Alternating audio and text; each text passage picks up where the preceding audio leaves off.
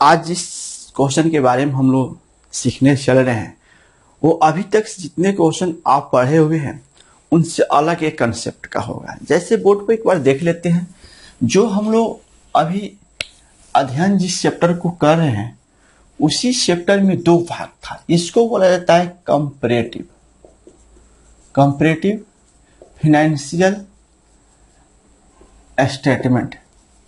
Financial statement का मतलब होता है कंपैरेटिव में दो तरह का मिलता है। एक मिलता है इनकम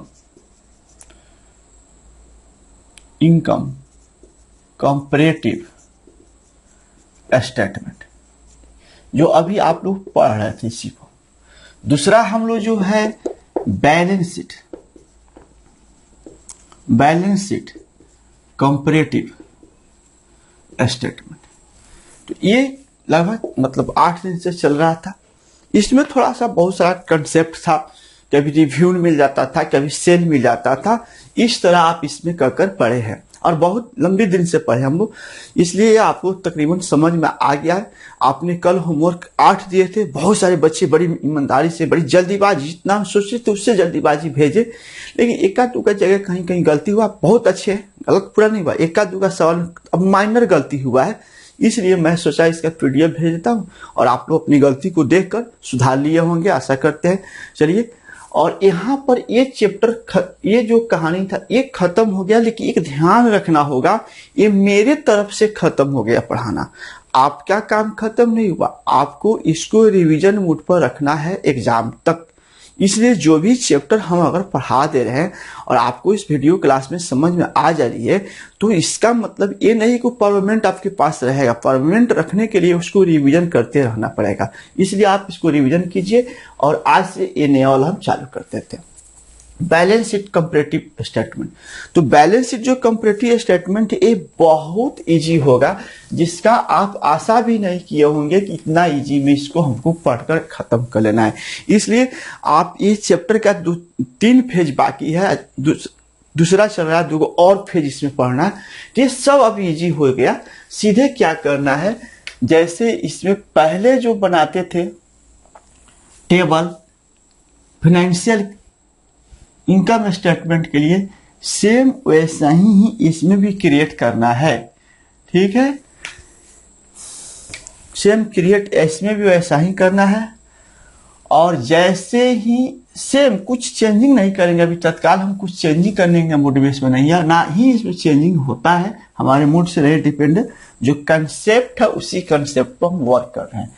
ये आप जैसे लेते थे, इसमें लेते थे 2 साल, इसमें लेते थे इंक्रीज, इसमें इंक्रीज और डिक्रीज, परसेंटेज की कितना लेते थे। सवाल देख लेते हैं। सवाल जो बुक का हम समझा रहे हैं 9 नंबर होगा, बुक का जो सवाल होगा वो 9 नंबर होगा। बुक का कितना होगा 9 नंबर। 9 नंबर चूंकि कल बाकी लगाए थे।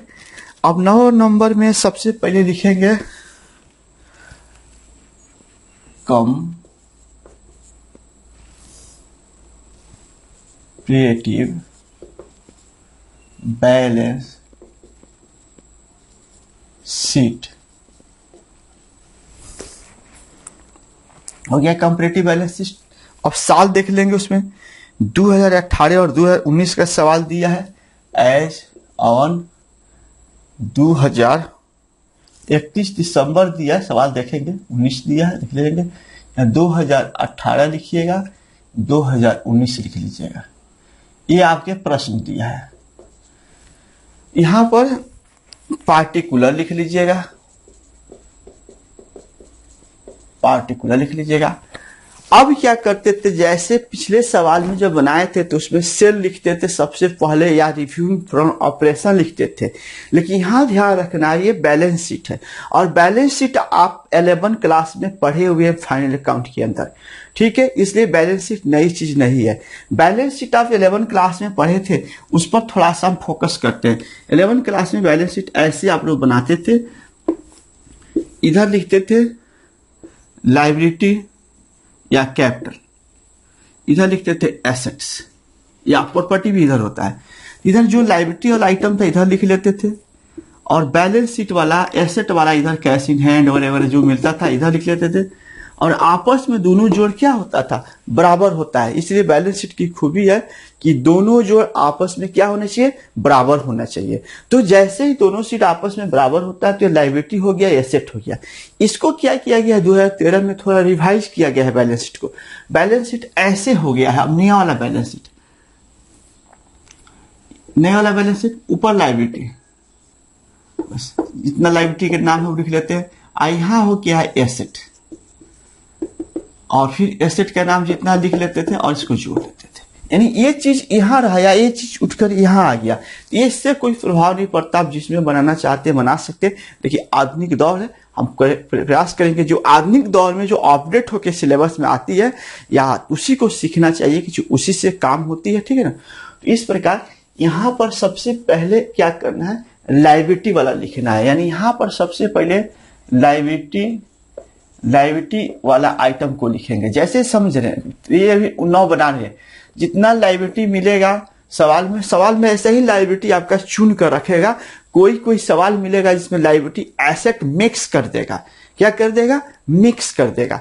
तो मिक्स जब कर देगा तो आपको क्या करना है, लायबिलिटी ऊपर लिखना है, एसेट्स, लायबिलिटी मान लेते हैं यहां तक आएगा, और इसके बाद एसेट आएगा, एसेट का जोड़ यहां होगा। यानी लायबिलिटी के नीचे उसी चीज को लिखेंगे जो लायबिलिटी होता है, एसेट के नीचे वही लिखेंगे जो एसेट प्रकार के होते हैं। और ये लिखने के बाद ये जोड़ यहां जो आएगा वही जोड़ यहां भी आपस में बराबर होगा। इसका लायबिलिटी का जोड़ यहां हो रहा है, यहां एसेट का जोड़ है, तो आपस में बराबर हो जाएगा। तो बहुत ऐसे प्रश्नों में क्या करेगा कि लायबिलिटी और एसेट अलग अलग नहीं दे देगा, तो आप कुछ नहीं करना है। वैसे 10 में तो लायबिलिटी वाला छाप लीजिएगा, एसेट वाला छाप लीजिएगा। जैसे 12 नंबर सवाल, जो 9 नंबर सवाल है, 9 नंबर सवाल अपने बुक पास में रखेंगे। देखिए आप बुक पास में रखेंगे। अभी हम रोज टीवी देख रहे हैं, आप लोग भी देख रहे हैं। पूर्वी चंपारण जिस जिला में रहते हैं, यहाँ कोरोना सबसे फास्ट बढ़ रहा है। पहला नंबर WHO का गाइडलाइन में जो आया है कि जो रेशियो से बिहार का कोरोना पॉजिटिव हुआ 1 सप्ताह से कम में डबल हो गए हैं, तो मान के चलिए कि वर्ल्ड के सबसे हाई रेशियो में बिहार चलने लगा कोरोना में। मतलब आप समझ गए, इशारा काफी है। यानी जैसे ही हाई बढ़ेगा, आप हमको गवर्नमेंट कहा भी जाएगा कि जाइए पढ़ने, तो कोई जाएगा, कोई बच्चा नहीं निकलना चाहेगा। क्योंकि जब हाई हो जाएगा, बढ़ने लगे, रोज आस पड़ास में लोग को कोरोना होगा, कोई मरेगा, तो घर से लोग निकलेगा नहीं। इसलिए ये दिमाग में चलिए कि हम लोग अभी लंबा समय लॉकडाउन में पढ़ेंगे। लॉकडाउन के अंदर में दोनों सुविधा आपको हम बता देते हैं। जो बच्चे हमारे से जुड़ गए हैं या जुड़ने वाले हैं, बहुत अच्छी बात है कि आप हमसे जुड़ना चाहते हैं। हम जो कमेंट्स करते हैं उस पर 100% खड़ा उतरते हैं, ध्यान रखिएगा। हम कभी भी अपने लाइफ में स्टूडेंट के प्रति लापरवाह नहीं बने हैं। स्टूडेंट के प्रति बहुत, मेरे डॉक्टर आंख से 15 दिन रेस्ट कहा, मैंने 3 दिन रेस्ट किया, पढ़ा रहा हूं, जो होगा देखा जाएगा। लेकिन एक चीज आपको ध्यान रखना होगा कि आपको जो ऑफलाइन पैसा जमा कर दिए हैं, जो रुपया जमा किए हैं, आप ऑनलाइन उसी में से पढ़ रहे हैं, उसी पैसा से पढ़ रहे हैं, आपको अलग से पैसा देने की जरूरत नहीं है। या लॉकडाउन खत्म होगा, क्लास जब खुलेगा आइएगा तो ऑनलाइन मिलेगा, ऑफलाइन। यानी आपका 5100 रुपया अगर आप जमा कर देते हैं तो आपको दोनों सुविधा मिलेगा। अभी ऑनलाइन से पढ़िए, जब ऑनलाइन से पढ़ाई चल रहा है, जब लॉकडाउन खुल जाएगा तो कोचिंग खुल जाएगा, तो उस समय आप ऑफलाइन भी आकर पढ़ सकते हैं उतना ही पैसा में। बशर्ते अगर आप नहीं आना चाहते हैं कि नहीं हम सर नहीं आ पाएंगे, तो हम आपको ऑनलाइन भी देंगे। उस समय एजुकेशन, दोनों एजुकेशन चलेगा, दोनों का चार्ज अकाउंट से। ऑफलाइन सिर्फ आइएगा तो अकाउंट से लगेगा, ऑनलाइन सिर्फ आइएगा तो अकाउंट से लगेगा, आज दोनों में पढ़िएगा तो अकाउंट से लगेगा। यानी मतलब बहुत बेनिफिट फायदा, एक के साथ एक फ्री हो गया, ऑफलाइन के साथ ऑनलाइन, ऑनलाइन सर्विस। इसलिए आप इसको अकाउंट नंबर, जिनको पैसा जमा करना है वो व्हाट्सएप पर भेजिए कि पैसा जमा करना सर, अकाउंट डिटेल भेजिए, हम अकाउंट डिटेल उसको सेपरेटली भेज देते हैं।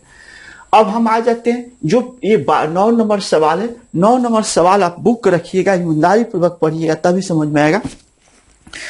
9 नंबर में लिखा है 31 दिसंबर 2019 को प्रवीण लिमिटेड के निम्नलिखित आर्थिक चिट्ठे से तुलनात्मक चिट्ठा तैयार कीजिए। परिवर्तनों की संख्या व्याख्या कीजिए। चलिए वो सब बात है। अब देखेंगे प्रश्न में सबसे पहले इक्विटी एंड लायबिलिटी लिखा है। देखिए इक्विटी जो लिखता है कंपनी का जो बैलेंस शीट होता है इसमें इक्विटी ही लिखा जाता है। वो सारे फोकस आपको करने की जरूरत नहीं है। जितने चीजें किताब में लिखे उन सबको लिखने की आवश्यकता नहीं है। बड़ी सिंपल फंडा से बनाइएगा, क्योंकि हम लोग बिहार बोर्ड का कॉपी चेक करते हैं, अकाउंटेंसी ईपीएस बीएस। हम आपको उस हैसियत से बता रहा हूं जिस हैसियत से आपका एग्जाम में मार्क्स लेने की तरीका है। तो ज्यादा कुछ किताबी भाषा जिससे लिखने की आवश्यकता नहीं है, दिमाग में नोट कर लीजिएगा। वहां पर आपका एक सिंपल कंसेप्ट वाला मैथ का मार्क्स ज्यादा दे दिया जाता है, और ज्यादा जो इधर उधर होता है उसमें हम लोग कटौती भी करते हैं। हम क्या, सारे लोग करते हैं, ठीक है। तो यहाँ पर सबसे पहले दिया है इक्विटी एंड लायबिलिटी दिया है। तो आप यहाँ पर सबसे पहले मन करे तो इक्विटी एंड लायबिलिटी लिखिए, आप मन करे तो लायबिलिटी भी लिखिए। इसमें कोई दिक्कत नहीं है, हमारे समझ से है। आप दोनों लिख सकते हैं और नहीं तो आप एक लिख सकते हैं, इसमें कोई दिक्कत नहीं है। आपको दोनों लिखना है, ये दोनों लिखना है, दोनों लिखिए, एक लिखना है, एक लिखिए, दोनों लिख देंगे, देख कर लिखना है। अब इसके नीचे देखिए सब लायबिलिटी वाला आइटम आपने ऑलरेडी छांट कर लिख दिया है, तो ज्यादा इसमें भेजा उजा खपाने की आवश्यकता नहीं है। बस इसमें इतना ही करना है कि 10 लाख 20 लाख के सामने नाम जो दिया है वही नाम का चर्चा करेंगे। तो 10,000 20,000 के सामने देखिए दिया है, शेयर होल्डर फंड के सामने अमाउंट नहीं है, गौर से स्केल से धर के देखेंगे तो उसको नहीं लिखिएगा। जिस नाम के सामने अमाउंट दिया होगा उसी नाम को लिखना है, ठीक है। आप लिख सकते हैं लेकिन बहुत बेहतरीनों में से नहीं माना जाता है, लिपापोती ज्यादा उसको माना जाता है। इसलिए शेयर कैपिटल का मान दिया है तो हम शेयर कैपिटल का मान लिख रहे हैं, ठीक है। शेयर कैपिटल के मान दिया है 10 लाख, 10 लाख लिखेंगे, बहुत बड़ा बड़ा अमाउंट मिल रहा है। चलिए कोई बात नहीं है, 20 लाख हो गया। अब उसके बाद दिया है रिजर्व एंड सरप्लस, तो लिखिए रिजर्व एंड सरप्लस के नाम के सामने, रिजर्व एंड सरप्लस के अमाउंट के सामने 6 लाख और 4 लाख दिया है, तो 6 लाख लिखेंगे और 4 लाख लिखेंगे। उसके बाद दिया है non current liability, non current liability के सामने दिया है, उसको भी लिखेंगे। ए सीरियल नंबर वगैरह आप हटा दीजिएगा, उससे कोई दिक्कत नहीं है। आप जैसे बना रहे वैसे बनाइएगा, ठीक है। आप किताबी भाषा बनाना चाहते हैं तो भी बना लीजिएगा, उसमें आपका असंतुष्टि नहीं होगा। बहुत लोग इसमें दिया है 10 लाख और 16 लाख दिया है, चलिए कोई बात नहीं, 10 लाख। अब उसके बाद दिया है करंट लायबिलिटी, तो चलिए करंट लायबिलिटी दिया है, करंट लायबिलिटी दिया है 4 लाख और 8 लाख।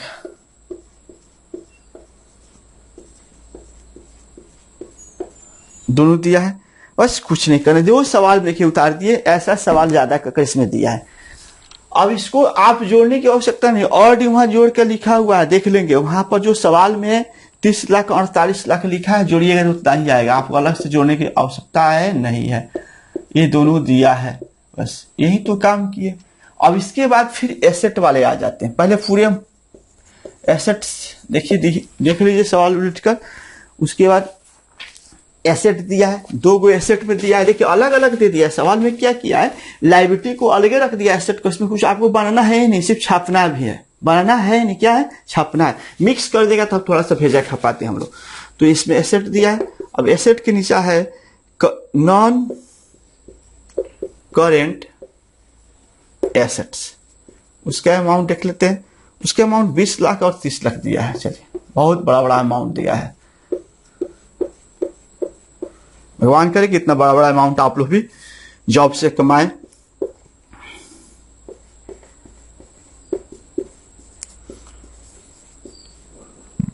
चलिए यहां भी अमाउंट दिया है,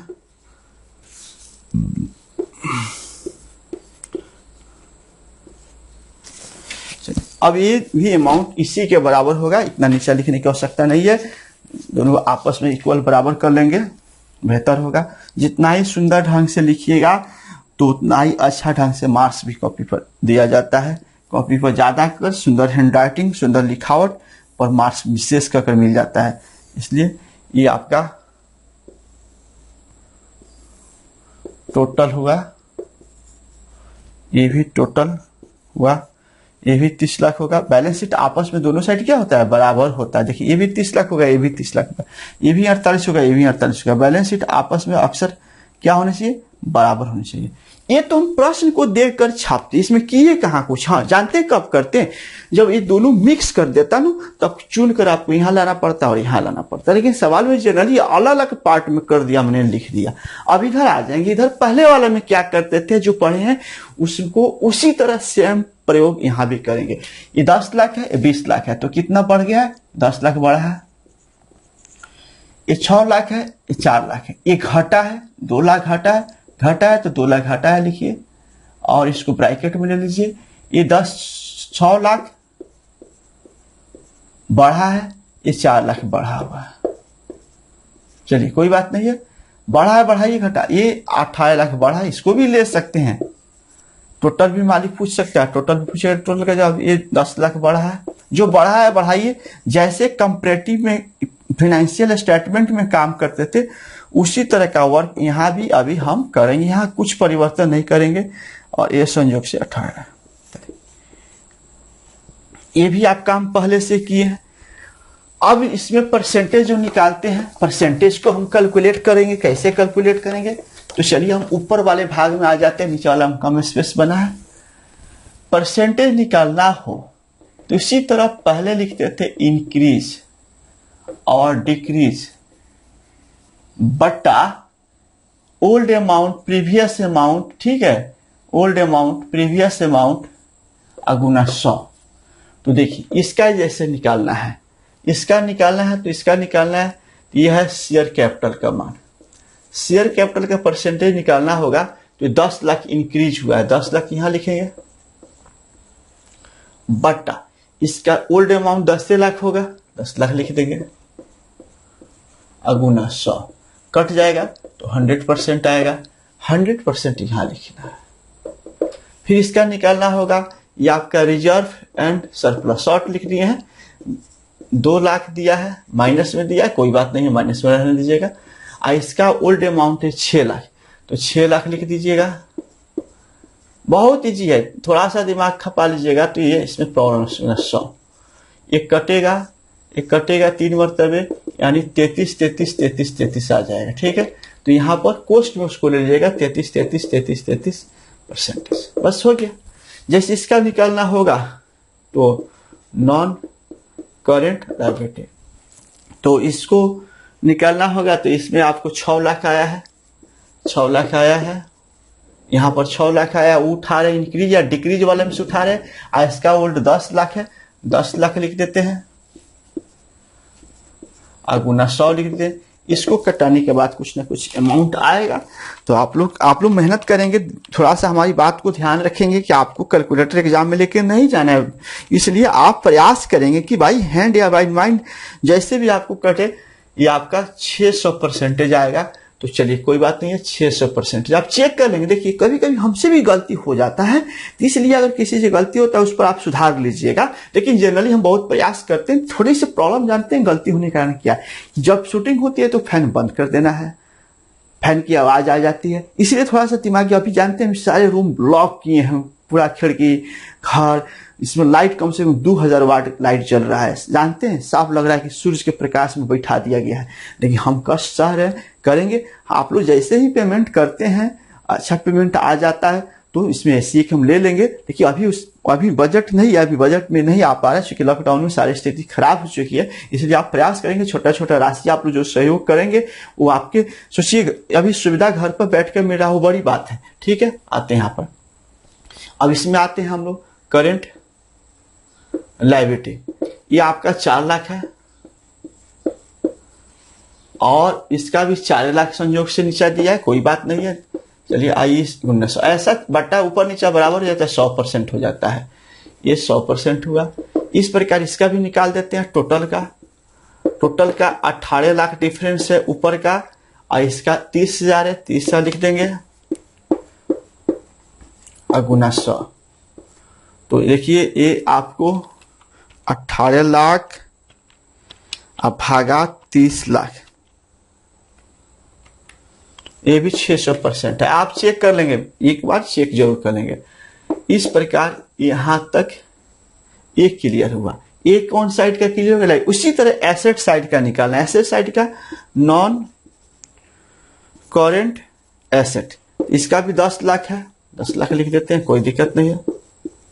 नीचा का है, ये वाला अमाउंट है 20 लाख, 20 लाख लिख देंगे, अगुना 100 यानी 50%, तो 50% यहां लिख देंगे। इसी प्रकार करंट एसेट का लिख देते हैं। करंट एसेट 8 लाख आया है, 8 लाख लिख देंगे, और ये नीचे 10 लाख आएगा, 10 लाख लिख देंगे। सेम कंपैरेटिव फाइनेंशियल स्टेटमेंट में जो पढ़े थे वही काम करना है, इसलिए इसमें ज्यादा आपको कुछ नया भी नहीं करना है। और हम समझ रहे हैं कि आप इसको आराम से